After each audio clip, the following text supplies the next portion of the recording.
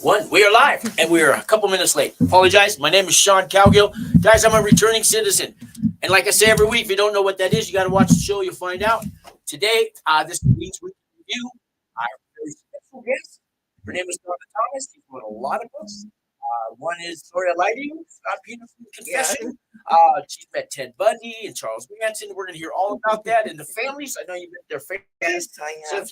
if you were the mother of Charles Manson, would you go visit him? We're going to talk about that today. First, I have the founder who started it all, Ian Eating Feel Sweet. She's going to give you an update on what's going on this week in the world of Wings for Life International. And we have Raymond Bobo from Liberia coming on right after Ann. Thanks. Whoops. Oh, dear. My bad. Okay. Hi there, everybody. I'm Ann, and we're happy to be here today. I can't wait to hear about all of this. This is very, very interesting. But I'm here to tell you what we did this week. We, of course, are busy all the time, every day, 24/7, it seems, at Wings. There's always so many things going on. But last week, we did our kickoff for the new year, 2023. We taught everybody about the 40 developmental assets, ways to cut at-risk behaviors. If you don't know about the assets, and if you want to cut at-risk behaviors, if you don't want your kids or anybody that you know to go to prison, watch that video. Just go to our website at Wings Fly, but that's FLI. We're flying, but it's For Life International is what it stands for. So wingsfly.org. And you can watch last week's 40 Developmental Assets Communication 101 and game playing. So we play games and we teach people how to build those assets. Also, we've been planning this week and in preparation of going to Santa Fe, our state capital, because we've got requested to meet with the governor. We're going to meet with all the legislators. Last year, we got money for a building. We got $1,222,000 towards the building.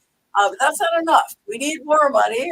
Boy, that sounds kind of crazy, but we want to have enough money to get our building up and running so we don't have to find another space. I'm going to get a big enough space that we have room for our Wings Works, we have room for our bike repair, for the New Mexico Ramp project, a commercial kitchen, room to serve our 100+ people at Wings for Life every Monday night. Of course, we need to have a children's area. We want to have a craft area, our picture framing area, our painting area, and our GED lab. So that's going to take a lot of space. And we want to have other nonprofits, if they don't have space, to be able to come in and utilize this space. And of course, we've already talked to probation and parole and trying to get a probation officer to be there. That's going to be helpful and help people so they don't have to run all over. And we want to be a one-stop shop. So anyway, that's what we are going to Santa Fe to ask for. Now, let me show you something that our guys, our Wings Weekly Review, our Wings Works guys made. Look at this darling little chili. If you're not from New Mexico, you don't know what this is. But this represents green chili, and we don't eat anything in New Mexico hardly without red or green. And of course, this is clay. And then we've got our little Zia symbol on it. So these were specially made just for every legislator in the state of New Mexico with our little Wings Works label on it. And of course, it could be an ornament or it could be hung anywhere. Look how darling this is. And we're also asking the Balloon Fiesta, the Albuquerque International Balloon Fiesta folks that we work with, would they take this as one of their sale items for next year at the Balloon Fiesta?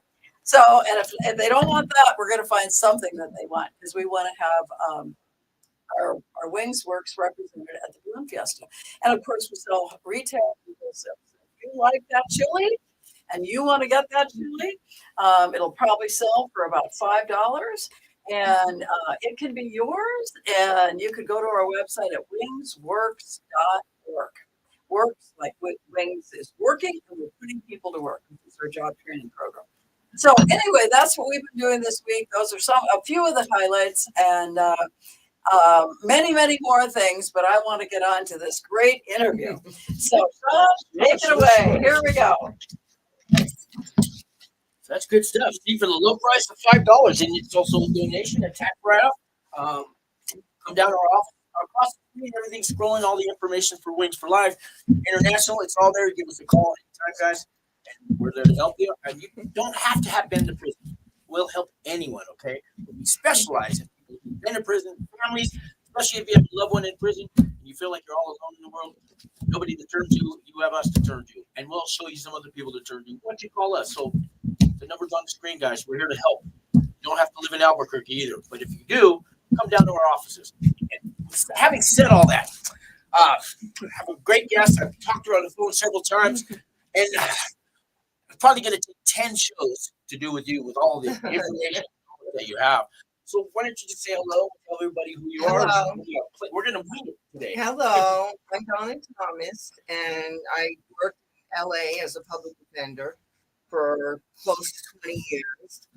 And the bureaucracy of the criminal justice system was just a little bit too much. But what I found my calling, in my opinion, was dealing with the defendants that I represented. There was no lying. It was just right on the table what it was, and I just started writing that. So being a public defender morphed into writing about true crime. That's a whole nother quite life story right there. Public defender. And we need public defenders on our Wings for Life team. Right.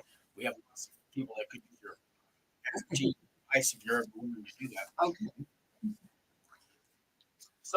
So how did it all start going into the prisons to interview these people? Well, and why this type of criminal? I mean, why not interview white collar people or drug dealers? I interviewed John Gotti. I consider that, even though there was a lot of murder, those were all based on their financial crimes. I'm just wondering if you had a fascination. Well, of course, I always loved true crime. That's why I became a public defender. Okay. And I was in the high intensity team. So my group that I was in only handled the worst of the worst. Ramirez was one of my clients. Yeah, exactly. So I find it very interesting to find out why somebody does what they do. The why is what always fascinates me. Charles Scott Peterson was kind of really into them. They hit home. They were near. You lived in the neighborhood. Right, and the Night Stalker, what was his?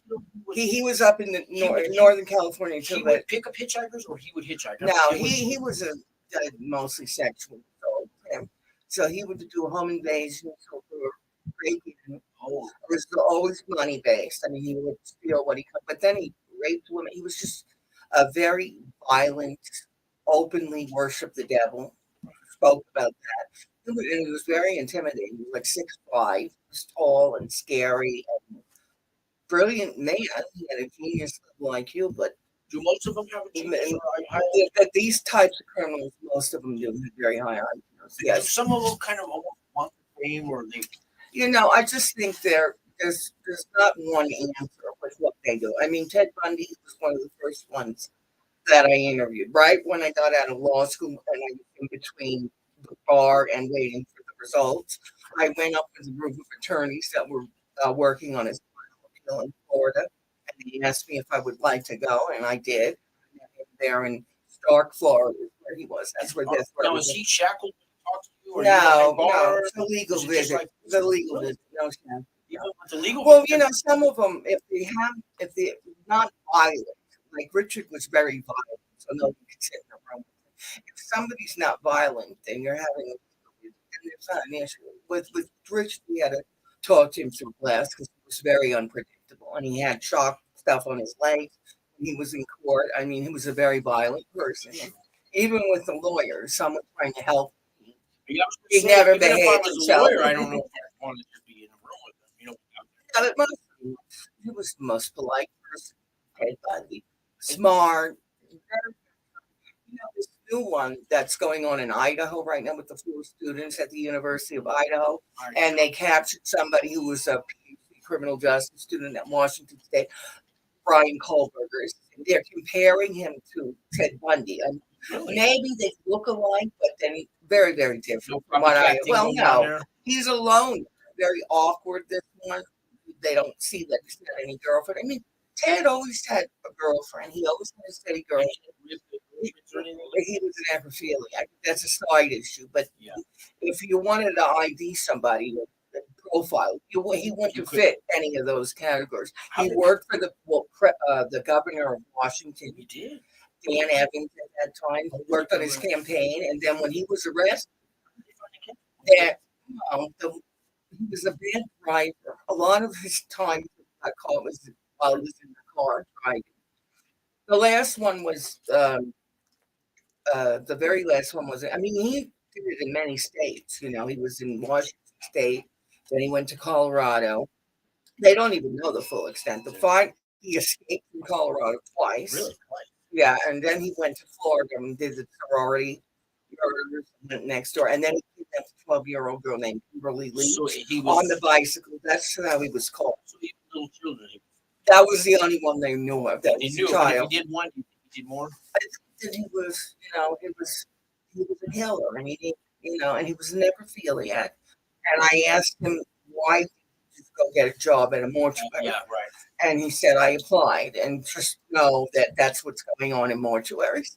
Those are the types of people that. So somebody like him may already have a job at a mortuary. Yeah, he tried. He was interviewing, interviews, and was trying to get a job. And things could have been very different. Maybe if he had a job at a mortuary, he wouldn't have killed. But I don't know. I think they're already dead. I think he also needs the thrill of the kill. I don't know. Well, I mean, he would go back to the corpses that he killed. He would put makeup on them and have sex with the bodies, and he would keep doing it until the body was completely decomposed. I mean, that shows what his compulsion was, in my opinion. Smell is none of that And bothers me. I asked him, why did you think Lauren? I don't know. I don't know why I am, but I am. But he said to me, if you like the color purple, can you explain why you like the color purple? No, you can't really. And he said it and he was such a pity because he was brilliant. But I've been asked many times about him. I think, he was absolutely a psychopath or a sociopath, whatever word you want to say. Now, I think there's something that makes the switch go off with anyone.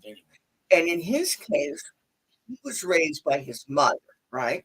And she had him out of wedlock. And in those days, in the 40s, that was yeah. So she went back to Washington, and her parents raised Ed like he was his son, and they never told him to his sister. His mother was pretending to be his sister. Mother was pretending to be the sister. But it was his mother, and he was being raised by the grandparents. And then he said, I always knew she was my mother, though. And he said, why? He said, because when I fell down and I hurt myself, she was the one that came to me.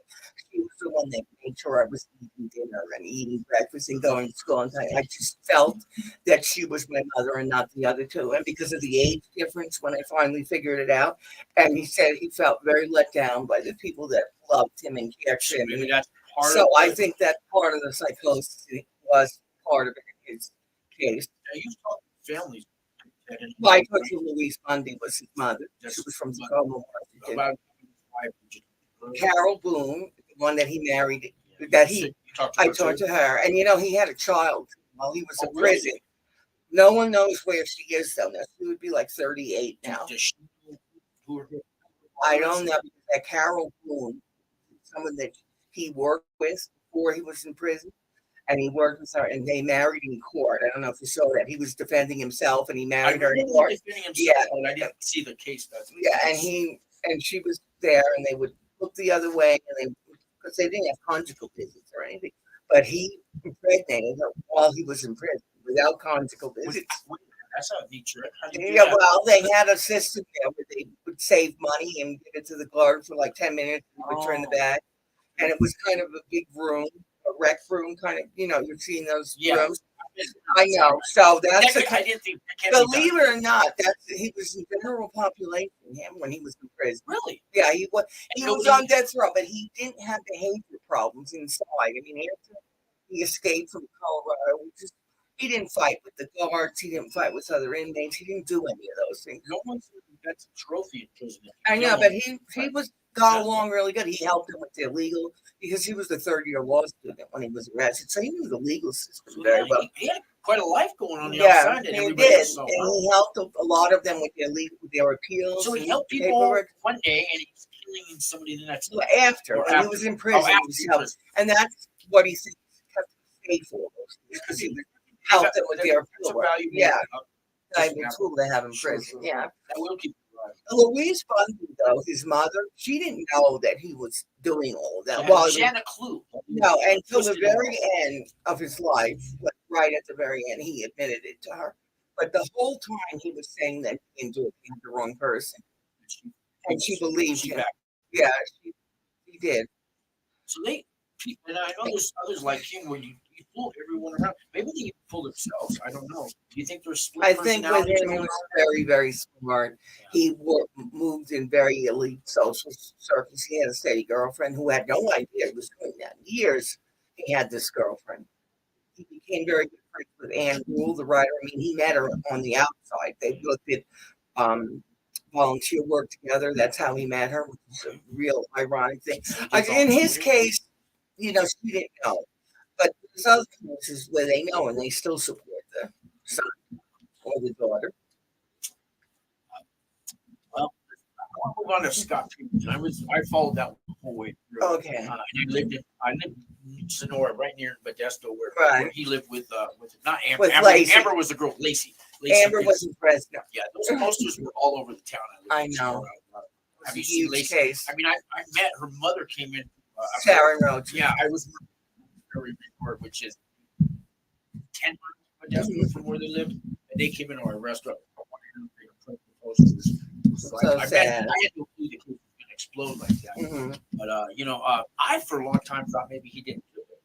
Right. I even heard something a couple of years ago. They were going to review the case that the bodies they found in the ocean did not match his wife, and maybe there's something to that. No, he was given the death penalty was taken off the table, so now he's life without parole. He wasn't San Quentin, now he's at Mule Creek, where the Menendez brothers both have Mule Creek. Oh, those guys too. Yeah, so he's there. Did you interview those guys? Yes, I have. Wow. Yeah, well, I was working while their trial was going on. I was in the same building, the criminal courts building I'd in like to LA. get a list of all the people you've Okay. Has it been 50? Oh, it's more. More than Notorious. what? Probably 150. I would say 150? real notorious. Wow. Can you name? I can name a lot, mostly men, but some women. Some women. Oh, there's a few women that were serious. I think Pamela Smart. I just saw the movie. Pamela Smart. Something about Pam. Yeah, Oh, Pamela Smart, the one that had a boyfriend and was a teacher, and got her teenage boyfriend to kill her husband, Greg Smart. That was New Hampshire. I interviewed her. I interviewed Leslie Van Houten and Patricia Gremlin, the Manson girls. Okay. They're part of the Manson And family. the one they called the monster, that little. Oh, Eileen Warmoth. That's Yeah, I great. interviewed her. She was in Florida as well. And Betty Broderick. I interviewed her. She was the one that killed her ex-husband and his new wife. He was an attorney, Dan Broderick. And Linda Broderick was the wife. So, and that was in the San Diego area. Where that was. Yeah. And she was a teacher, a very educated woman. And she's been up for parole 10, 15 times already, Betty. Because it was second-degree murder she was convicted of, not first degree. Okay. So you have a chance. No, I don't think so. Out. And Charles Manson used to come up for parole, yeah, too. but for certain people that are not. Well, part of Betty's whole thing is she won't accept responsibility. She doesn't say she's sorry, and she said it was an accident. If you're doing that, you're not getting parole. You have to move on past that. Yeah, and she refuses to. And I've told her several times. And then she has 4 kids. 2 of the kids want her out, and the other 2 think she's dangerous and should be in. They go to all of her parole hearings. It's very sad with her case because I think she was really mentally ill by the point that she killed him. And had she gotten mental health help prior, maybe it wouldn't have happened. She had no record. I mean, no criminal record. People like Ted Bundy, are they past mentally ill? Is that a whole new category? There's really no. There's a sociopath. There's really no. No, they have no conscience. Yeah, no and many people are sociopaths. That's the thing. I mean, you know them. You work with them. I can feel it driving. I can feel the vibes. No, I mean, look, let's say somebody that's willing to get in the promotion and they lie about somebody and they'll do anything. That's also sociopathic behavior. And then when they snap, Scott is a sociopath. Scott Peterson. Like my father was a wife beater child, but he would snap and go to this rage. Is that kind of the same thing? No, I mean, they have no soul, is what it is. Okay. They know what's wrong with it, but they don't care. They do what suits them. That's what a sociopath is. And they mimic people a lot. Now, I thought Scott was innocent at first, to be honest. Here was somebody that never had a criminal. He didn't have a criminal record, not even a speeding ticket. And was clean. I mean, was so polite and so well mannered, and he was telling me he slipped one day. That's how I knew he was guilty. But up until he slipped, I didn't think he was guilty. But then after, when I thought about all the interaction that I had with him, he never said to me, I wonder who killed Lacey. He never said that. He said, I wonder what happened. And if you were innocent, you would say that, right? You would wonder. He was just bitching about I'd never stop Amber, questioning. and he would say, I would say, we would always discuss the case when we'd see him at San Quentin. And he'd say, I'm reading about these wiretap laws, because I think that was totally illegal. But it's not, from just one No, it's not. And so, but that's not something you would talk about if you were really innocent, right? And I didn't know it while I was sitting in it until he slipped one day, and that's how I knew he was guilty. What would you like to hear how he's guilty? Yeah, I was going to say. All the evidence. Okay, so everything was over. I would discuss another piece of evidence because I was trying to maybe work on his appeal or something, or help him with the research. So we were talking about his alibi was that he went to the marina, to the Berkeley Marina, and he went fishing there.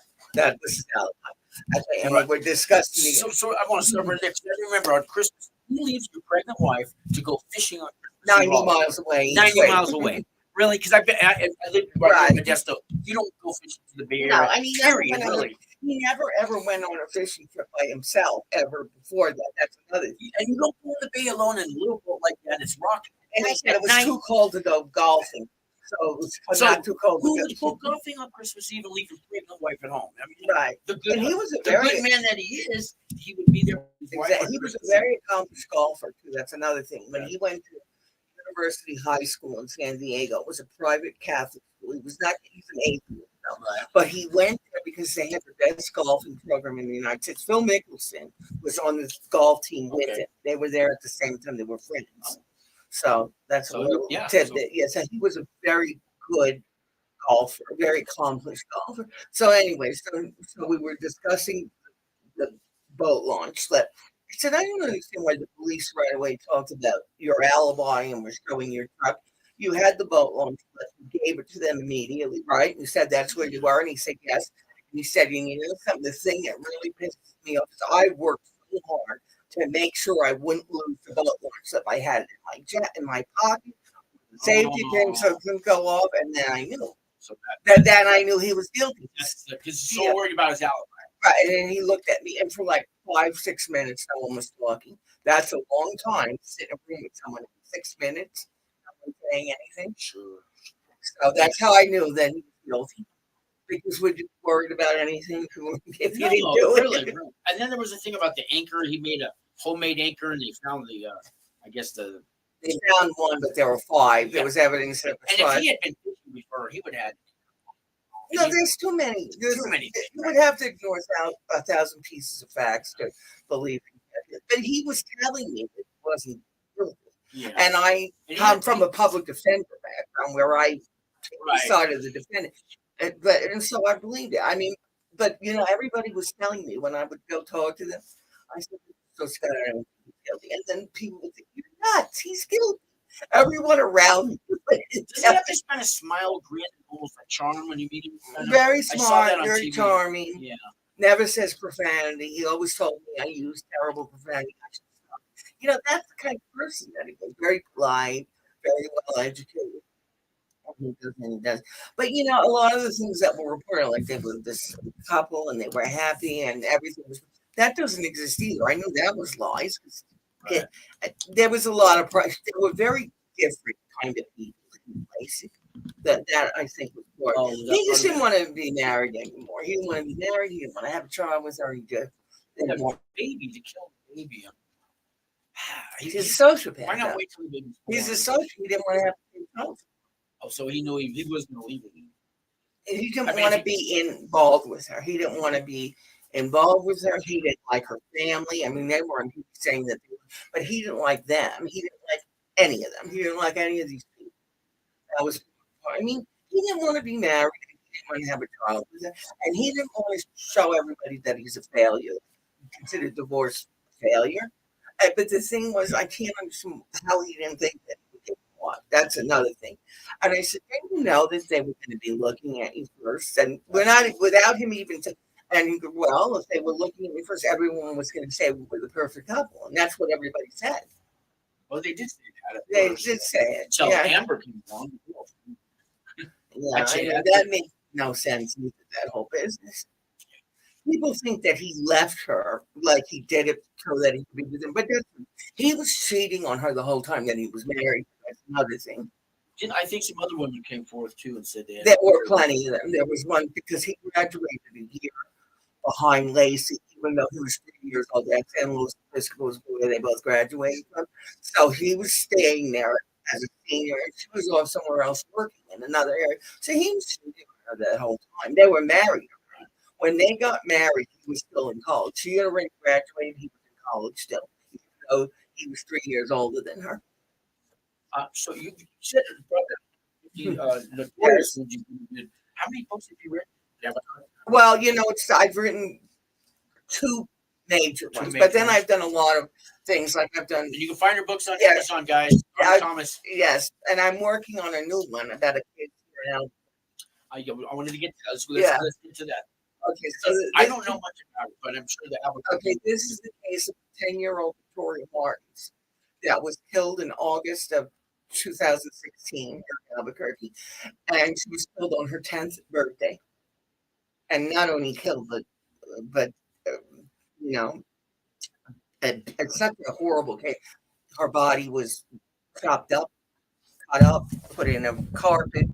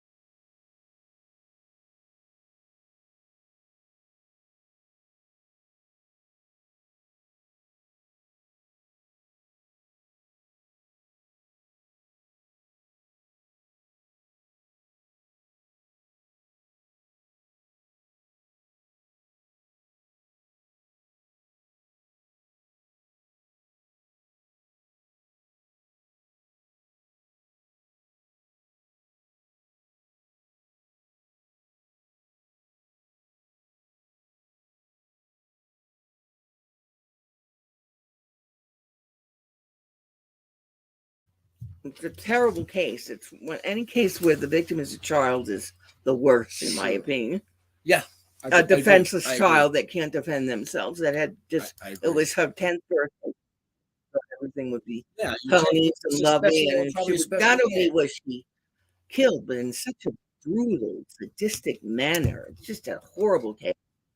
These kind of cases, no one wants to publish a story like this, but I'm doing it more from the legal aspects of the case, the way it was handled, the way the investigate, because I think it should be in every police academy, this book, to teach you what not to do, what not to do during a murder investigation. I like that. I like that. What not to do. And this book is it's not ready yet. No, I'm still researching. Okay. So it's a lot. When you're writing true crime, it's very different than any, because you have to have the names correct. Everything has to be perfect. But you're actually going out and interviewing people. So you're not writing it third hand. No, I don't write that way. I don't write that way. I won't write a book unless I have access to everybody. I would buy your books then, just because you do it that way. Yeah, I think it would be boring for the reader. Sure. It's boring for myself. There's things I want to know. Unless I can talk to them, I'm not going to know those things. So that's Scott Pewson. I mean, I was the only one that wrote a book about him that actually interviewed him at San Quentin for years. Yeah, and dealt with him for years. I dealt with him. So, I mean, I knew him very well by the time the book came out. So, Sure. like a lot of people don't know, he was an atheist. I never saw Oh, I that see, I written didn't know- I anywhere. didn't know that. Yeah, he was he refused to get married in a church till Oh, late. see, I didn't know So they this. married in a hotel by a judge, married them. No religious ceremony. You never heard that. I never No, heard it no. anywhere. That's how he was married. You wouldn't think that he was an atheist. No, I wouldn't think that. Well, the prison is not full of atheists, let's be honest. The prison system are full of people that were raised with some kind of religion. Think about it. Right. Another one that I interviewed, which was so that book, I don't know when it will be out. Probably next year sometime, or the end of this year. I'm And still when working. when it does come out, you're always Yeah. welcome to promote it here and Thank come you. talk to our audience. I've written a lot of, back in the day for newspapers like crime series and magazines and that kind of thing. So I've done a lot of true crime, not only in books but articles and magazines and that kind of thing. So Richard Allen Davis was another one. He's at San Quentin. He's from your. Yeah, He's the one that kidnapped Polly Klaas yeah, from Petaluma there. From Petaluma, and I remember supposedly he took her out went through There the was a window. slumber party. They were having a slumber Yeah, party. He took her out A of the lot house. that just didn't make sense to me. But that's true. It's Yeah. what he did. Yeah. And the father, I always had my suspicion that Mark Klaas. he knew something, or he sold her, or there was But just, he didn't. He took a lie detector, and he has a nonprofit now called Class Kids. and when I heard that, I thought, oh, he's cashing in. I just, But there's something about John him. Walsh did that with America's Yeah, Most somehow- Wanted. Yeah, I really- mean, if you're going to help people, and Right. you take a tragedy There and was turn. just something about the father at the time. I thought it too at the I beginning. can't remember what it was, but I remember there's something about the father. Yeah, I he just don't seems trust. kind of sleazy, but Yeah. he wasn't involved in that. And I've interviewed Richard Allen Davis. Richard Allen Davis is the most hated inmate at San Quentin. You know why? Really? Because the 3 strikes you're outlaw, Yeah. which first started in California, it's as a result of his crimes That's why they passed it. yes. Because people could go steal a slice of pizza and get a life sentence. No, that because he the was a first one. convicted felon his whole No, life. if He you have- shouldn't have been out. If you have, right, should have been out. I agree with that. How many in prison? There's people that I hope never get out. Right. Now I'm trying to help. There's ones I do want to help that turn your life around, and I'm there and I'm helping you through this. But there are But people. there's some people there you are can't people, yeah, don't rehabilitate. let Like him out. Richard Ramirez, he would have never been able to rehabilitate him. Never. He was just pure evil, him. And he was the type that when he caught someone and he chopped them up, he stood there and watched them bleed to death because he enjoyed that kind of thing. He didn't run. He'd stay until they were dead. That's the kind of person that he was. And he got pleasure out of that, or He was very abused. That's another thing with these people. Very few of them come from a Leave It to Beaver household. There's a few, and they could turn on a dime, but mostly no. If you know these, Eileen Warmos, the only women serial killer, if you look at her background and the way she was raised and what she was exposed to, she was thrown out of her house at 10. She had to start prostituting herself. that's Her grandfather raped the her. movie called Monster. Yeah, I mean, she never had a chance, in my opinion. Right. When you have that kind of background, I used to say to these people, you need to do time with your kid in the cell because you did this. Your child is a problem. Some of them, yeah, I felt no, they see, I definitely relate to that. yeah. Because you want to blame the parents, you want to blame somebody, but it's not always the parents. But I guess in some cases it is. I had Antoine Miller, who was known as the LA Four. He was one of 4 that pulled Reginald Denny out of the truck during the LA riots. Oh yeah. Okay, now he was 19. He was flashing gang signs in the helicopter while he was doing it. So I come in the cell to talk to him, right before the arraignment. And I said, so Antoine, I saw the video of your handiwork. What's our defense going to be? He said, well, I got caught up in the moment. I said, so we go to the judge and we say you got caught up in the moment? That's what you want me to tell? No, but a lot of entitlement issues. But with Antoine's case, it was very interesting. His mother was a crack addict and a prostitute. His mother was. Okay, so that's not a healthy home. No, so he was raised by her all. parents. And you would think, okay, he's got a mother, the grandparents. They were just as bad. They were violent, both of them, and crazy and neglectful and abusive. And the mother, the wife, the grandmother, finally got fed up and threw the husband out and said, you know what, I'm going to go to counseling, she said to Antoine, and we're going to have a better life and we're going to move. And they went to lunch in South Central. They went to lunch at South Central, and the husband was waiting for her outside. and he shot her at point blank range in the head, and that was at 12. I mean, when somebody That's is at 12. exposed, and then he was in foster care until he was 18, they throw you out of foster Yeah, and care. you're not That's in a the broken system. foster homes are not in good neighborhoods. No, he and said all I was that. abused all the time. So what kind of background did he have to do anything other than what he did? I mean, it's not an excuse, and you can't use No, it as an it's excuse. not an But it excuse, gives but you look what it's producing. I mean, all exactly, these neighborhoods. exactly. When I told Antoine, I said, "No, you're going to do time.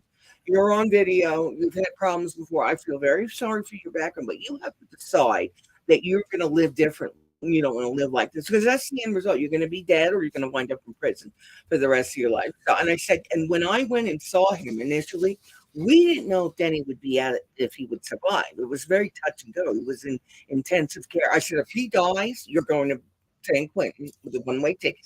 So while we were going through that, he got out. Antoine got 6 years. He was at Pelican Bay, 6 years. The judge took mercy. I said, 6 years, you can work on your GED in there. You can take college classes. Oh, San Quentin has its own radio No, he was station at and Pelican. I know he was at Pelican Bay, Okay. but he said, "Yeah, I'll change. I'm going to work on it." And he didn't sound like. And so he gets out. He gets out in 5 years, I think, because of the time served and all that. So he gets out, and what does he do? He was 31, 30-ish when he got out. He goes to Hollywood and was fighting with a drug dealer over a drug deal, and he was shot to death outside of this bar in Hollywood at 31. That was his ending, to go through all that. And he refused to, and I heard from people, because I would send him a card. I would keep track of everyone's birthday, and I sent him a card. How you doing? If you need anything, let me know. So they knew they had somebody that was, there for them. And, he would write me back to him, okay, I'm taking a class. I thought maybe. Those letters really make a difference. So don't stop. I know. Because I've been in there, and I got that. I get to come out now and call all those people and be part of them. It's very important. I know how important they're like gold. Christmas Somebody and the birthdays. Somebody knows I exist and they care about me and they want to help me when I get out. Don't stop. I do it. I still do it. Even if 20 don't. I go to the thrift stores and I buy all the cards and I have big sacks and you never have enough, right? Right, never have enough. No, and I write to all of them. I keep in touch with even people that I've written about already. Sure. So I do that. But anyway, I was and then when I was talking to people that knew him, and the LA Force, there were 4 of them that did that pulled that. The other 3 turned their life around. They were also habitual. So he was the only one that refused to change. It's a hard thing to do. Change like that. You got to do it gradually, but even gradually is hard to do for them. I mean, they're institutionalized at that point too. Yeah. And he said nobody would hire him. People were telling, he's running. I would say, have you seen Antoine? Because I knew he was out. And tell him, he's on the street. He's running on the street. Nobody hire you when there's signs everywhere help on it, especially after the pandemic. But I've never had a problem finding a job. The job you want, you might be roofer, or shining shoes, or working at McDonald's. They don't want to. Don't tell me. Yeah, they don't want. They don't want to do. Not good enough for them. They don't want to live straight. But and it was very sad that at 31, because he was a smart kid, he could have done anything. I believe if he put his mind to it, he was very, very smart. He told me very coherently his background, what he had been through, and he was very well spoken for someone that was not educated. That's where the entitlement issues probably. They're so smart. Well, I'm better than McDonald's, and unless you hire me at $80,000 a year with my own company, I'm not going to work for you. Kind of attitude. As soon as he got out, he started selling drugs, basically. Sure. Yeah, and then he wound up dead at 31. Is that not sad? That's terrible. It's sad, but yeah. It always makes me sad. Or someone that I really trying to save their life, and they go back in and they refuse. But see, when you know somebody else cares like you, even I've learned that even if somebody cares just that much about you, that can inspire you to care about yourself. But you got to, sometimes. But I wasn't. I mean, I wasn't right there when he got out. You weren't. And he turned back into his bad habits. That's what I did. Our camerawoman Mary Briggs actually with Thresholds. That's a group that actually will meet them at the gate. Right, Mary? And they write them and visit them while they're in there, and then when they get out, they have like a sober living house to take. That's important. Maybe a job lined up, or at least some interviews. It's very important, and they're right there to have that support system. Is everything, especially now with how expensive everything is. It's ridiculous. If they don't have a support system when they get You out, gotta have one when it's you not get out. gonna it's not gonna be a pretty picture, in You my need one. opinion. I had one It's when I not. got out, and if I didn't have that, I wouldn't be sitting here talking to you. I'd probably be selling drugs or something. But and back in for sure. Yeah. Yeah. So you were lucky. I was lucky. Yeah, but because I do think I built there's my some support. luck. I built my support group before I went to prison, not pre-trial. Uh-huh. So 4 years of pre-trial, but I got clean and sober and support built, and they were there before, during, and And that's very everything, important. right? It's very, very With important. the no yeah. bail now, and they're letting people out on no cash bail and that. It's That's when you build crazy. your support group before you get sentenced, guys. You do it now. Don't wait till you after you're done with prison. No. You'll never do it. You have to have everything in And place. if you can't do it before, you at least do it while you're in there. There's, Right. There's groups that you can. There's friends outside, kind of groups that go to prisons, and you start building it when you're in there. At least I have a good friend that I met at San Quentin that does that. She was there ministering to the people there's a on service death row. league out in the Bay Area. Right. Yeah. There's help, all kinds of stuff. But you have to want the help. You have to want it. You have to want it. Yeah. If you don't want it, And some of these people, Richard Allen Davis has a shower in his cell at San Quentin. He's the most hated man at San Quentin because they blame him because they said, "Oh, I would have been out in 10 years ago because of his stuff. Now I can't get out." But I think, what do you think about that? 3 strikes and you're out. Third felony, you're in for life. Well, I think maybe they need to change it. If you you have 2 strikes and you commit a misdemeanor, like still a candy No, bar, it's 3 felonies. it is 3 felonies. The third felony, you're in for. That's in California. Some felonies are too easy. The word felony, whoa, you're a felon. Well, if you know that's the law, you would stop. You would, right? yes. I would think that's plenty of time. Yeah, they're blaming I him think- instead of owning what they did. I want they're to say I blaming- agree with it because that's your third time you haven't learned your lesson. Yeah, I kind of agree. Yeah. I'd like to, on an individual, maybe look at the case, but I agree with you.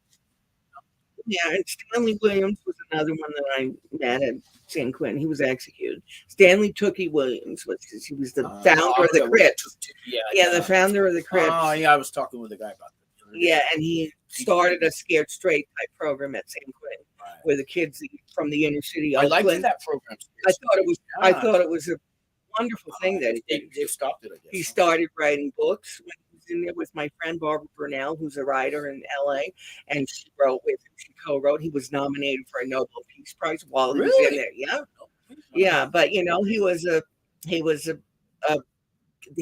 founder of the Crips, and he had a few stays of execution that he was able to stay it off.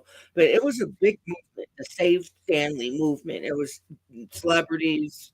Dog was down there at San Quentin. I went at that time to Sacramento to see Arnold Schwarzenegger. He was the governor of California at that time to try and save his life. And I went with Barbara, who was his friend and co-author. Snoop Dogg went.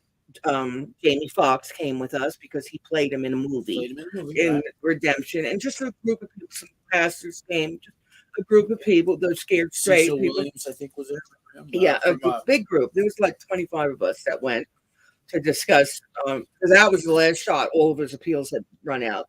So that was his last shot to get a stay. And then Arnold was talking to me, and his lawyers were there. I was not his lawyer, but I just interviewed him while I was up there because I had other clients there.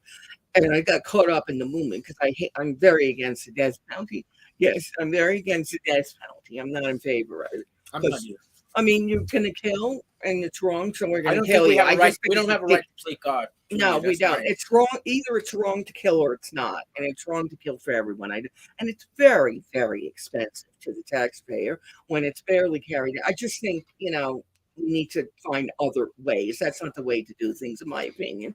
It's very vengeful. It doesn't bring the person back. Then you have more carnage.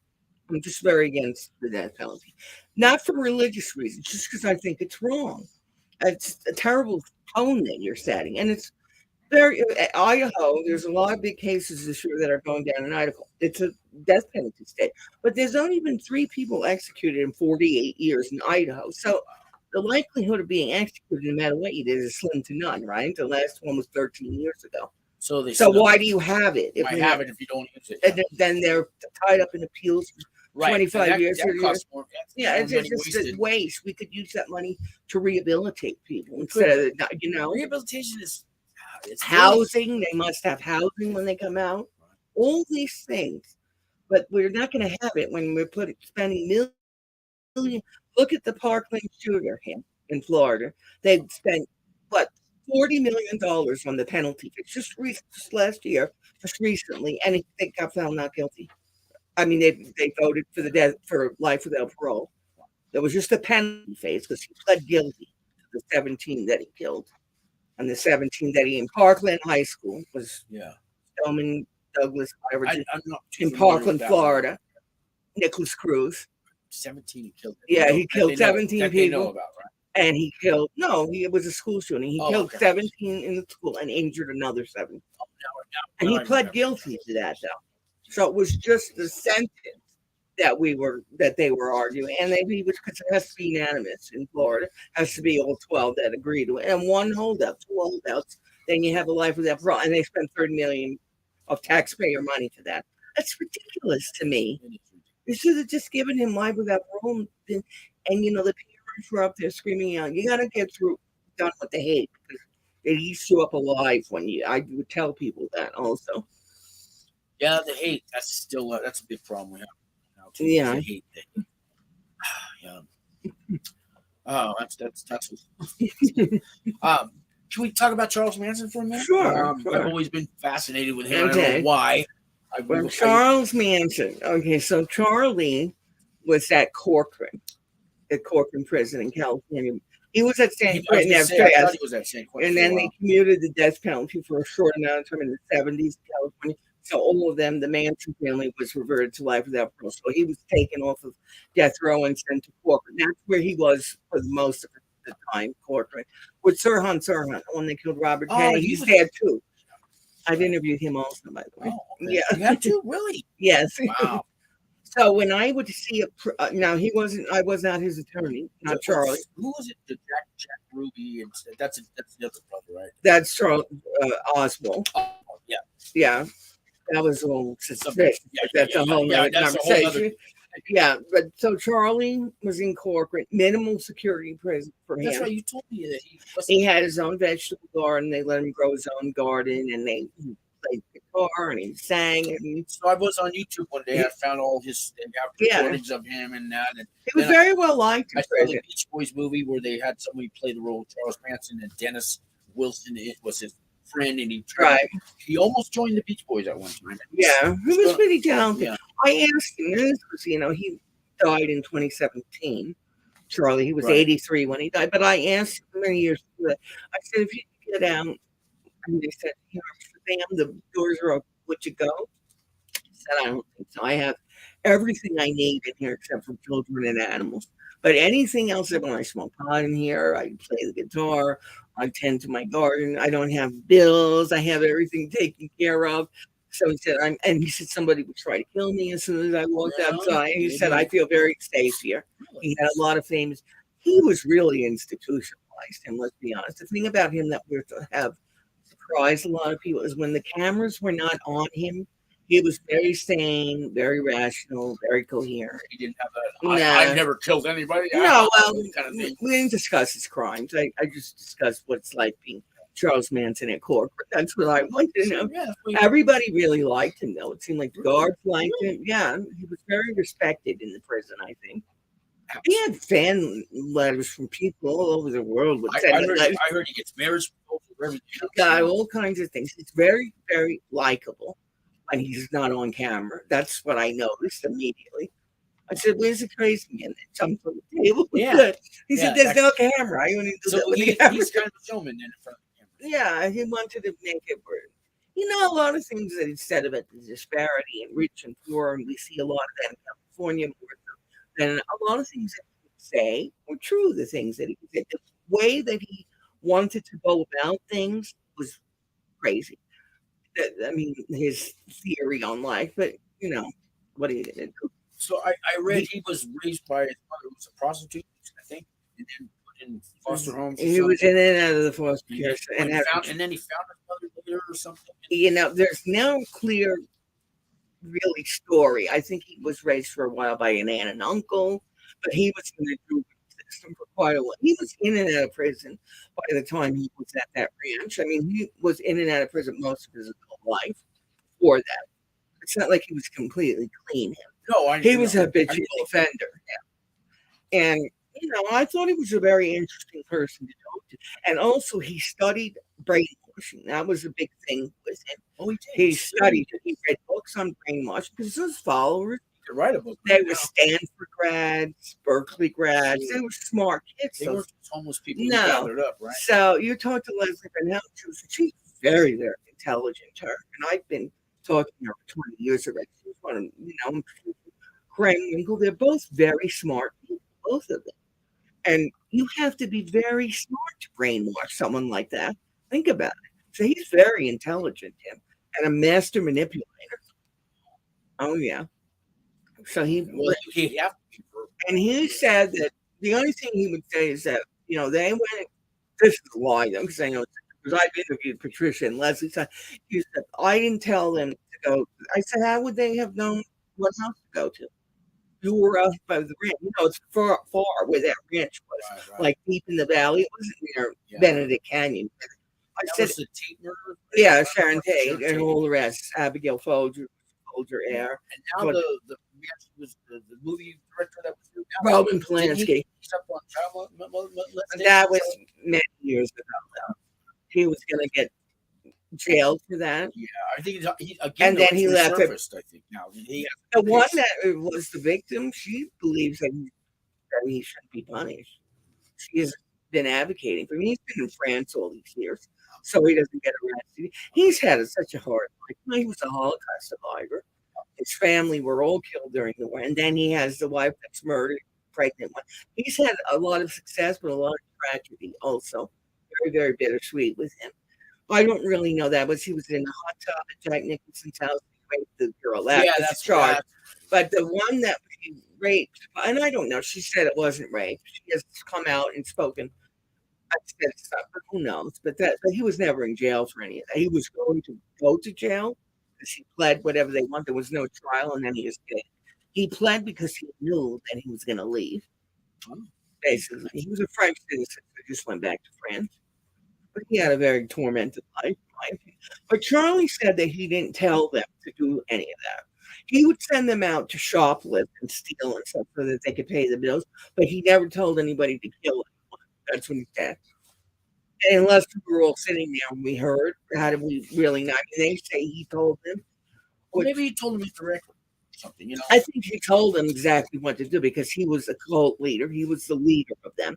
They didn't do anything unless he told them to do it. And I interviewed Tex Watson too, which Tex the one of his followers, and then Tex, he was from Texas. Oh, he's one of the Tex men. was one of the men, and he also said that he told them. Well, I mean, I don't think there's just all of them are saying he told them. Ones that got out of the cult right before and testified against the others, the ones that are, I mean, it's every single person is saying he told them. Yeah, They're all lying and he's telling the truth. I got you. There's just too many people that have said it. I said, and that would have been okay with you. They went. So when they came back to the ranch, that's the only time we talked about it. When they came back to the ranch the first time, it was on the news everywhere. You knew that it was them that did it, right? Right. Yeah, and he said, "Yeah, I knew because we were talking about Helter Skelter before, and I know they found Helter Skelter." I said, and the next night they said that you drove them to Los Feliz lobby. He said that I never only told them to go and shoplift and go through garbage, or if they go to a house and the door's unlocked, go in and rob and see. But I never told any of them to kill anyone. He said, "Why would I want that on me? That they're going to kill somebody?" Right. He said, "It's not fair that they accused me of doing the killing when I wasn't even there, and he wasn't. He wasn't physically He wasn't there, but like you said, he's a manipulator. And he told them to do it, and under the law in California and in most states, if you're orchestrating and you're involved in the plot, whether you did it or everybody is culpable in the same way. So that's what happened there. I said, they told you there was very good evidence that you told them what to do, and I mean, even to his dying day, he refused to admit that. He sat there and he said, "No, they did it on their own." There was somebody who was his son, who claimed to be his son after he died. I remember he was trying to get the body. They're going through that now. He had $1 million estate, and a judge in California is deciding who will get it. Now, did you ever interview that guy? No, I didn't interview any of his family. Just Jerome. families that you've interviewed? Sure. So sure. if I was a parent and my son or my daughter are in prison, they're famous. It's really hard to decide. But I interviewed Carrie Stainer, you talked about for the Yosemite Yeah, murder. yeah, So he's at San Quentin, and I would see his family. Carrie is one of his sisters' name. yeah. Carrie Stainer. The I would sister I met in person, she wanted to put up posters at the restaurant I worked at. So Stainers. yeah, When they were the looking, brother was missing, when Stephen, they were looking for they were looking for the daughters. they were looking for his The- brother. Remember, Stephen Stainer. Well, before that, the three women that Carrie murdered. Oh, I know between Carolyn Sund and Yeah, all. Yeah, I met them. I met them in person because they handed me the flyers. right. So he killed but the them and the two and the girls, Stephen and then Stainer, another. I He felt killed four that we it know of, was four. 4 women. So and then it was very sad with them because the brother was kidnapped before by a Yeah, I saw pedophile. them. I know my name is Steven. It's a Right, movie. It's a yeah. really good movie, guys. You Yeah. should watch it. Yeah, and there was all that, and then the brother was the only normal one according to the movie. Very talented artist. And I too. would have never thought he would end up being killing. Yeah, I these think women. it affected them. I- But it must have I had something to do interviewed with his parents died long ago. His sisters are still alive Yeah, and he had live 5 up there. sisters, Yeah, right? he had 5 sisters. And then Stephen's late wife Right. lives there, and they're all kind of close. I interviewed all of them, all of the sisters, and the parents were deceased already by that point because he's been up there. I think Steven was killed by his child molester. No, Stephen was they killed in a motorcycle accident. accident, but I'm thinking he got hit by that guy. Parnell. I think Parnell had something to do with them. He hit him on the motorcycle. You think so? I read something about that he was falling. Really? Because he got out. He didn't stay in there. No, he got out, and I think he just tapped him with a motorcycle, knocked him over, and kept going. That's a theory. I don't know if it's true. But I don't know if it played a role with happening Stephen and Carrie's crimes. yeah, I think it did. must I have. think that he was getting a lot of attention when he got out. Yeah, and he got all that money. He was on Yeah. the news, And I newspaper, think he that bought a was car and all that. Yeah, But the sister said he was a loner way before that Carrie was alone. That's what the sister said about Carrie. That he was always the loner. He was like awkward with people. He never had a girlfriend. He stuck to himself. So then you wouldn't think it has to do with Stephen. but And that Stephen's a victim. He was the victim of this child predator. So why would, if it affected him that way, that he's going to go kill people? all those years he thought his brother was missing, and his brother shows up, and now he gets all the attention. And Carrie's no longer the only, He didn't do any of his stuff until after Stephen was dead. You know that, right? So after, I know that. He was so talented. He was a very good artist. Maybe He could have went and got a job as a cartoonist. Really, really talented. It was shocked the people that went to high school with him, he wound up like that without. And he refused to he isolated himself. He worked in a cabin up in Yosemite by himself. I mean, I worked right near the road that the cabin was on. I turned right it, but I mean it was. We used to drive by it almost every day. that's crazy, right? Yeah, And they'd be there every weekend to go to. 108, Highway 108. The sisters visited him like once a month In prison? at San Quentin because he's still at San Quentin. Is still visiting? Yeah, they still visit him. They write to him and they visit. There's nothing that you can do. He pled guilty. He pled guilty. There was no trial or anything, so he's never getting out. Yeah, but they support him. It's her brother. Yeah, I want to talk about that. So let's just I don't know how many you interviewed all the sisters. All five. So how does a family even make a decision after the person's been guilty? I mean, how do you go? Yeah, I asked him that. I mean, what do you think of it? I mean, he pled guilty, so there's no question here that he did it. So, And they said, you know what? We don't like what he did. We don't condone what he did. But that's no one. The parents are gone, and the mother visits him all the time. She died. His mother did. He said, I have to support him. We're his family, and if he did something wrong, then as a family, we have to shoulder some of that as well. Well, it's one thing your son got caught dealing drugs, or your daughter got caught, prostitution. You still go visit her. Your son got caught robbing a bank. Where do you draw the line? Is it murder? All of a sudden, now I won't. Some of them don't have. But some of them draw the line at bank robbery. Some of them, draw the line at at drug dealing. San Quentin, for instance, that's where death row is in California. It's at San Quentin. You have to have a very clean record to go and visit them. And they do a DOJ check, the Department of Justice. You can't even have you stole a donut somewhere in your background to go visit someone. So some of these people have family members that have a record. They can't go visit them anyway, even if they wanted to. But they write them letters and they do that. But that was the weird thing. I dedicated a whole chapter to that issue in one of my books. Because here are these people, the ones that are actually physically going and visiting, they have no criminal record. They live nice lives, 9 to 5 people, work jobs, and yet they're visiting someone on death row that's been condemned to die, and they have no prison record. They have to be clean. It was very strange. I talked to one woman who was visiting her son. He killed 10 people during a gang activity. 10 people he killed, and she would come and visit him. She lived in Seattle, and she'd fly in once a month. She worked in a bank. You think she forgave him? And well, I had a long she visit him, and I said, "Is there any question that he's guilty?" She said he admitted to me that he was guilty, that he did it. So she said, "I have to visit him. I'm his mother. If I don't visit him, who else is going to visit?" Have to. But that's how she said, "He's my son. I love him. I raised him." And she said she had to work Blame herself. 100 jobs. She said she wasn't there enough for him, and he got into trouble. So And she moved from Seattle to Oakland so that she wouldn't have the plane ride every month. So she uprooted her whole life to be able to That's common. support him. Near a prison. Yeah, the ones that they still have contact with. Yeah, it's a very, very hard life. She said she never told anybody, like people that didn't know her before, like new people that she was too embarrassed to tell anyone because they judged her. As a son on death row, they would judge her. She didn't want to be judged by anyone. So you're sitting in silence, basically, and she said it's the worst spot to be in. Her only child, also. Terrible. I just felt so badly for her. Like Anne that you met, our founder here. So her husband went to prison. Mhm. I bet for smuggling drugs, I believe, on airplanes. But I believe, excuse me, conspiracy. They always that's always their race in a whole conspiracy. If they don't have any charges. Federal prison is a lot easier. But I'm wondering, because she stayed with him, but a lot of wives don't go.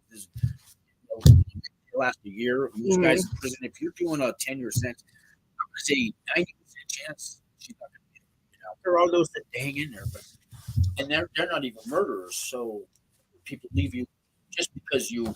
This case I'm writing that right now, the one in Albuquerque, Just Fabian Gonzalez. what it takes for somebody Well, Fabian Gonzalez was out on bail for a few years before he was the last one to be sentenced, and he got married while he was out on bail here in Albuquerque.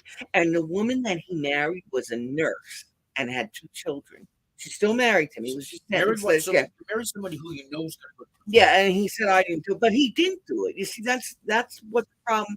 He wasn't even there when she was killed. I mean, there's an appeal that's going to go through. I know, but he was not there when the child was killed. They dropped the murder charges. Right. But he's still sentenced. He just was sentenced a few months ago. 28 years for something that he was not there. He wasn't in the apartment when she was killed. It's the cousin that killed the child. And she made believe it was some fourth. They keep saying it's the 4th unknown person with unknown DNA. It's all lies, all of that. I mean, so you're saying he's in it, he wasn't there. What happened in the trial? Kind of guilt by association. The jury. It was his cousin that committed the murder. His female cousin, and the child's mother. He was dating the child's mother. That was his girlfriend. He only had known her a few weeks. It wasn't a long-term jury trial, or it was a jury trial. And they also vote on the sentence. Yeah, no, the judge got the. Oh, the judge did the sentence. Because I'm wondering why 20 years. That sounds like a long time. Well, that's the whole thing. I mean, it's the craziest case I've ever seen. That that's why I want to write about it. Not so much about the crime, but the criminal the criminal law aspect of it, the way it was handled legally, is what my issue, because there's so many problems with it. And the mother, I mean, I think the mother's more culpable because it was her child, and you're ultimately responsible. But it wasn't his child. He was charged with child abuse. I mean, it's not his child, and he had nothing to do with it. He never abused her. How do you charge someone with child abuse that was not even there? But it's done all the time, right? Normally it's, the case that I dealt with as a public defender, where it was a parent that killed their child, there was years of abuse, prior abuse that we're looking at here. And in this case, he knew the mother for 3 weeks. So he knew the child for 3 weeks. And they have him on video the day of the morning of the murder. She's in the grocery store with him, the child with him. He's taking her shopping. There didn't seem to be any. I mean, I think he got railroaded. That's my personal opinion. He and the mother. The mother's more culpable because it's her child and you're responsible for the child's welfare. And I think she's got like 12, 14 years or something over. And she wasn't in the apartment. And there was no prior abuse. None. She lost her whole life. She had no criminal record prior. She was in her 30s. She had a job. She had her own apartment. She had a car. That's here in Albuquerque. The whole way that was handled was disgraceful, in my opinion, because the one that actually did it got a deal and she'll be out at something. You know, that's what the problem here is. She should never be out something like that. She killed a 10-year-old girl on her birthday, chopped up her body and burned it, and they gave her a deal against Fabian, who was not there, who had nothing to do with that. I mean, that's the reason. I know. It drives me crazy. Let me ask you a question. You have been a public defender. I went through federal court. Here's what happens to most people in federal court. So, suspicious of you or something, but my house got raided and there was doing false tax returns. But it was raided and they tell me don't leave town. And a year later, nothing happens for a year. But a year later, I get a call saying we have been indicted. And I said, what does that mean? Well, there was a grand jury and there was a hearing, and they decided that you're guilty of this crime. But don't worry, we're going to give you a chance to prove you're innocent if you want to take it to court when they have a 97.2% conviction rate. So I'm all, well, who's this grand jury? I thought I'd get to a jury of my peers. I thought I'd get to face my accuser. This grand jury, you don't know who they are. You never get to meet them. That's never know. That's to but, get no, the but indictment. hear me out. Get this indictment. How come I'm not invited? I find out after the fact that I'm invited, but now we'll give you a chance to prove yourself innocent. Gee, thanks a lot for inviting me. Where in the Constitution does it say? To me, that's all wrong. Yeah, but it's I should have. That's how OJ. I should have a right. That's how they got an indictment against OJ for the criminal. So they had a grand But jury. I should have a right to pick my own jury and my peers. This grand jury. That's just so that they can get. All statement is suspicion. Hearsay would get you indicted. You know, it doesn't take much. You got to watch who you're associating. If I see a house down the street and I see cars coming and going, I know the guy's dealing drugs, right? Right. And he sees me out mowing my lawn or something. The cops raid his house. The cops say, "Oh, we've been watching you." Said, is that guy who called you? And they come to me and say, "He pointed at you. Conspiracy. I'm involved." Right. That could get me thrown in prison just because I How looked much out. time? Just because I looked out my window. I mean, I just drive me crazy. Guild by association. Yeah. How much? You're I had at 52 months, and I got out in 27. in California, right? No, federal. Where were I you at? Colorado. You were in Colorado, and I worked. So No, did you see? I was a interviewed camper. In Ted Kaczynski. yeah, up there. so I worked. I was at the camp. And I worked considered out of custody. Uh-huh. Some people have jobs in the town. My job was to go over. Right. An inmate drives us over there. We go through the gates and security, and we Something else that we worked in the kitchen. The most secure prison in the world, and you will not believe how much stuff is smuggled out there. That's every day. The guards This are is dirty. most secure The guards are prison, dirty. but the though. most secure prison in the world. Well, that's how Ted Bundy was able to have a child. It's the same kind of thing. They're very dirty. The guards, a lot of them. Well, we worked side by side with them, and they like to talk about their lives. Right. That's another story. But so we go there in the day and we work. We come home. We go sleep at the camp at night. But I made trace for Ted Kaczynski. All the guys. Was there the last month when El Chapo came. We got to make his welcome cup. It's a brown coffee mug with a toothbrush and a plastic spoon and a Snickers bar and welcome to Supermax kind of thing. They have 3 kinds of spoons in there. They have a real soft spoon, an even softer one, and then a paper cardboard spoon. That's for the ones, Yeah.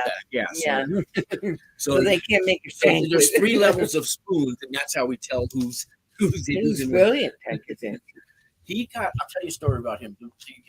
The correctional officers, they don't like to be called guards, but the guards got really upset one day because an inmate had the TV in the little cell was behind a plexiglass. Mm-hmm. An inmate weasel his hand through the plexiglass, take out the wires from the TV, and stretch him out and make a remote control unit so he could lay on his bunk and turn the channels on the TV. Mhm. And that was it. Wow. Yeah, they were really mad. So they pulled him out. They pulled him out of that cell. They put him in a different one.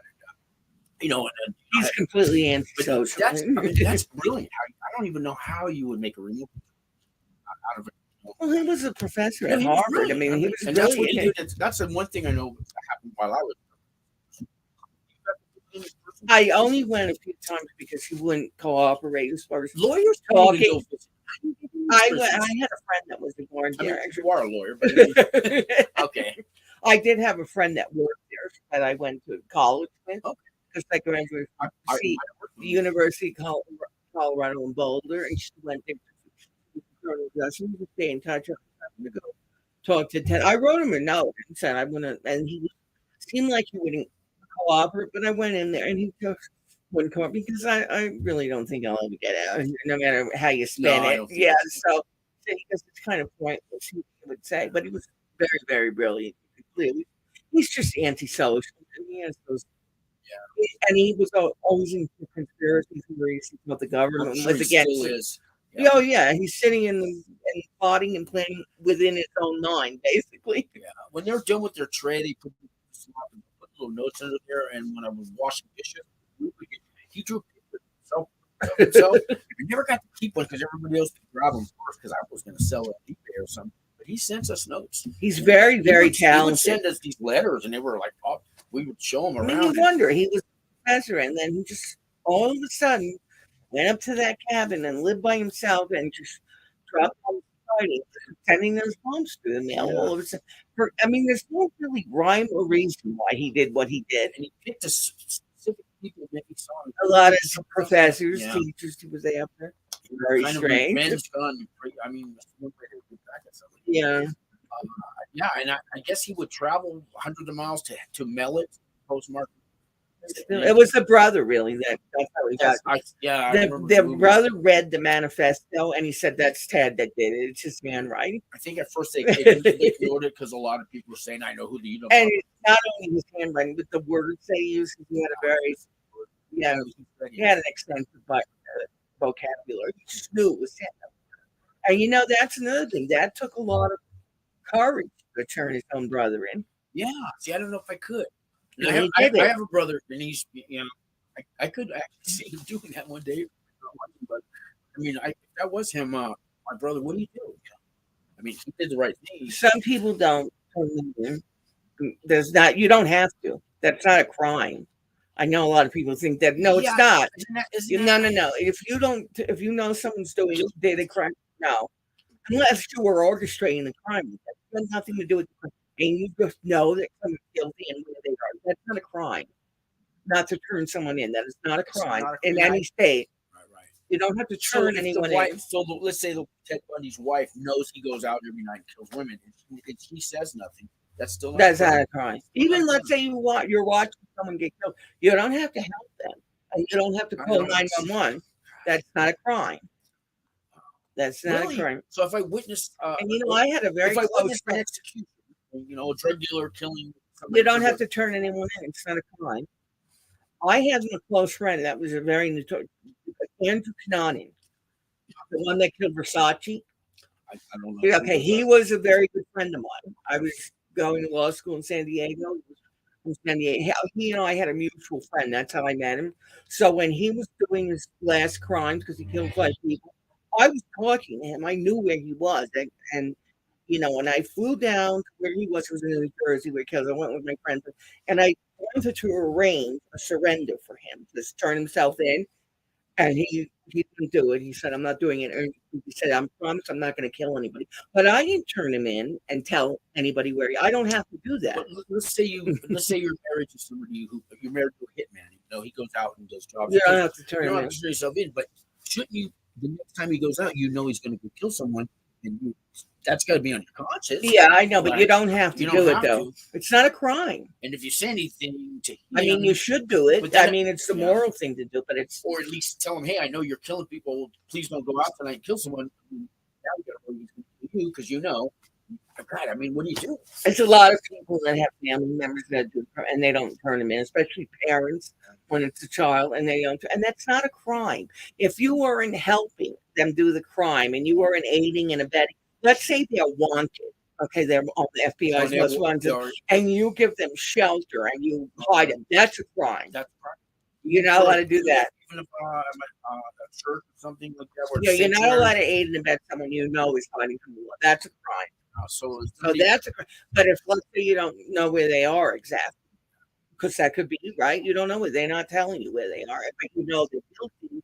You don't have to turn them in. You don't have to call. You don't have to. It's not a crime. Like if I know someone who has a warrant, you don't have to turn them in. No, if you're not involved in any other crime, you didn't help with the crime. What if they're over my house and they say I have a warrant?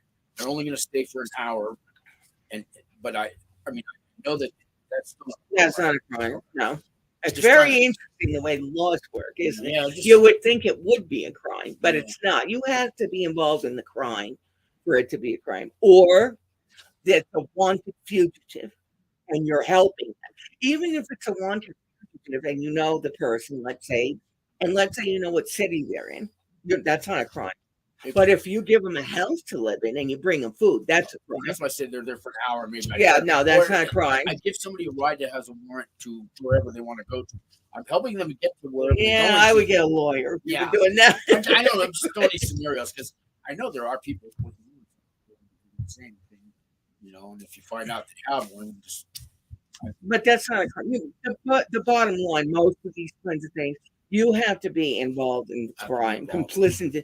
You helped them, you drove the car, you're letting them stay in your house. That's a big one. If you know they're wanted, and you give them house and food and money to hide them, then that's a crime. That's a first-degree felony. We'll do 20 years for that. How about if I had no clue and I'm renting? No, then you have no clue. Renting somebody and they have warrant. No, then no. I mean, Ted Bundy escaped from prison, right, in Colorado. How did he do that? And he went to Florida and he was renting a room. But he took up a different name. Right. Okay, well, they ran him around. The lady didn't know that she was and he would always pick a college town. He felt that he could blend in very well. I guess he did. Yeah, well, he was a student for he was a third-year law student when he was finally caught. So he knew the law very well. Still was caught, though. And that was before the internet. And it was harder to get caught back then because it wasn't that digital footprint like there is now. Most people get caught with the phone. It always has been like that. I used to tell people before cell phones, carry a roll of quarters with you, use a payphone. Would they listen? Of course not. And that's how they would get caught, with the phone. The phone is what catches 90% of the people. Now, some never got it's very impossible now, the way there's cameras like everywhere. As soon as you walk outside, you will get caught if you're doing it. It used to be pay cash and everything, don't use a credit card, but the facial recognition. And anything, your cell phone, especially if you have little apps. By habit, I don't have any apps on my phone at all because I think that I don't do it. Well, I just think that because you don't know they can just see every little thing you're doing if your whole life is on your phone. I just think that's stupid. I have a laptop. I don't need to have it on a phone. That's my position. And I think the phone works better when you don't have a bunch of stuff on. The day has come. I was told a long time ago, there'll be a day everyone will have a little miniature computer in their pocket. And we do now. That'll never happen, but it's here. Yeah, and that's it's almost impossible. The one in Idaho that just got caught, Brian Kohlberger is his name. He was a PhD criminal justice student at Washington State, and he got caught for killing 4 students in Idaho. You haven't heard the case? It's all over the place. He was in Pennsylvania. Now he's extradited back to Idaho. Now, the Zodiac killer, he never got caught. But they have a few people. I think that he probably stopped at a certain point. You think that can be done? Yeah. But this was years ago when he started the crimes, too. Right. It was easier not to get caught. And look, they all got caught. Eileen Warmos, there was no internet. She got caught. Right? They caught her. And they didn't have. Towards the end, there was the internet. But most of the time that she was doing stuff, there wasn't any of that, and she was caught, and Ted got caught. Yeah, he got escaped twice. He got caught both times. Yeah. It was amazing how he was able to escape from prison. Right? Yeah, I'd like to hear that. It's almost 4:30. Okay. Yeah, we could talk it up. I know. Yeah. How about some final words for Well, people out there? And if yeah, they want to I'm- read your books or if they want to get a hold of you, Yeah. I can put information on the video. Right. Tell me. Well, I'm going to be launching a true crime podcast soon You guys- called Malevolent Reality with Donna Thomas. So that will be soon. And my first case I'm going to be discussing is the local case of Victoria Martin's one from Okay. Albuquerque. So that will be like a 5-parter. Part of Yeah, it. they'll have the defendants calling in from jail. They'll be on. Wow, okay. Oh, yeah. Wow. That's Yeah, nice. I don't do it otherwise. We go to prisons and jails weeks for life. Oh, you Maybe do? we Okay. talk after. Okay. Maybe Thanks you can for help us get in. Because the Right. pandemic, they're not letting us back in all. Right. Are you able to go? I'm able to go in. Yes, carte blanche, guys. I can go in. I can say I'm having legal vision, thinking about working on your appeal. I have to see what it's, something like that. Okay. So they let me. I know don't a have lot any of people trouble. watching the show have loved ones in jail. They may want to contact you for some They advice. can and things. contact you, and you know how to reach me. I Can we I do it that yes, way? We can. Yes, we Okay. can. Okay. Or anybody that needs attention on a crime case, like an unsolved case, like a family member's missing, Ah. a murder, and if they let me look at that also, so to get more attention. That's another way too. And some advice for people out there who are waiting for loved ones to come home from prison. I mean, the best thing, like you said, a support system, having a strong support system in place is the best way to prevent recidivism, where they're going to reoffend. If they have support, job, housing, all of those basic things must be in place for them. So it's not quite the large hill that they have to climb when they come back. Right. That's important. Just be patient and send them letters and send them cards so they have something to look forward to. I also think things shouldn't be just handed out to them when they get out either. But you No, need to be their support system. But like you start your work at 8:00. no, they have to They have do to the do some of the incentive. work too. If But- they don't want to do it, it's not going to work Exactly, either. exactly. They have to want to change their lives. Yeah. That's very important. Just say, listen, you want to go back or you want to be clean and have a decent life when you come out. Most say they don't want to go back. Right. So you have to do things differently. Some- What you did before is not working. No, not obviously. working, and that's really they got to Right. hold themselves accountable. Take a look at their life and decide whether you want to change it or you want to keep it going the same way it is. Because then you go right back. Right. Exactly. Okay. Well, thank you for having me on, Thank you Sean. very much. I Thank you very appreciate much. it. Yeah, I'd Thank like you, to have guys. you on again. All these stories 150 people that you've interviewed. That's a lot of shows we I can do. know. Thank But at you. least when you start on this new book about the Albuquerque, since it's local too. Yeah, I'll be back Yeah, to we'd talk love to have about you back that. for that. Yeah. Okay. Okay. All right, guys, Thank we're you. gonna wrap it up. We'll see you next week at 3:00. Thanks for hanging in. Thank you.